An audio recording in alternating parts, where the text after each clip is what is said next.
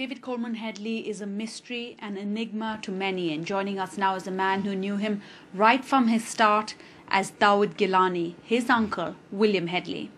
William, thank you so much for joining us. Let's start right at the beginning. The nephew you knew is very different from the man described in the papers. It's almost like two different people. And I don't mean this, I'm not qualified to speak about that, in terms of clinical psychology or something. But if you see him, he's a harlequin, which is two different colored eyes. And usually one is blemished or something, but no. He has a clear blue eye and a clear brown eye. And so when you look at him, he's split right down the middle. So if you took him and you made a photograph and you opened it like this, and had them looking at each other, it'd be like, wow, the blue eye's looking at the brown eye. And really, as to say it again, they say the East is East and West is West, and never the twain shall meet. Well, they've met in David Headley would be David Armani. David Armani and David Gilani. So he could pull off with ease both an Armani and a Sherwani? David would be very clean-shaven, hair back, and wearing an Armani suit, looking really sharp, and would have a bottle of Dom Perignon under his arm.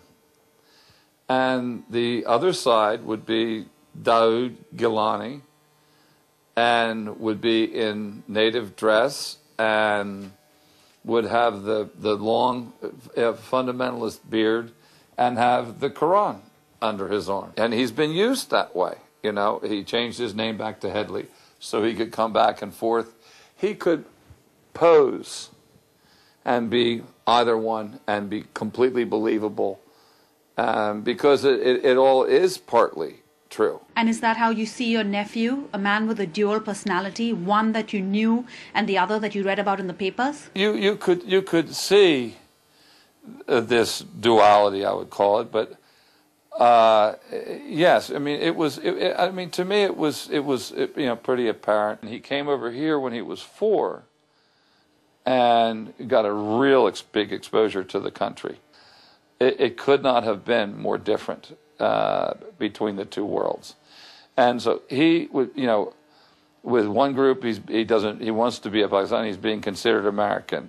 Or with American he's being considered, a Muslim. And so he had to get very accustomed to a duality of life, because my sister wasn't only different in the normal way, my sister was a standout within our culture. She was, really quite a libertine. She did whatever she wanted to do.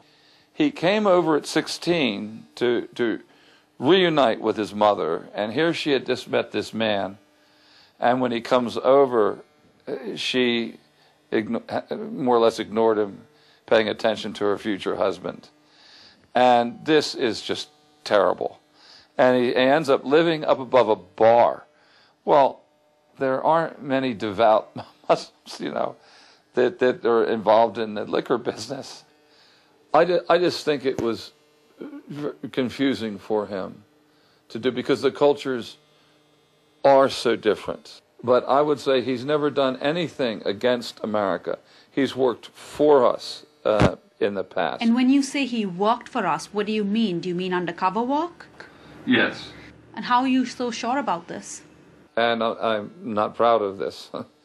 He was arrested for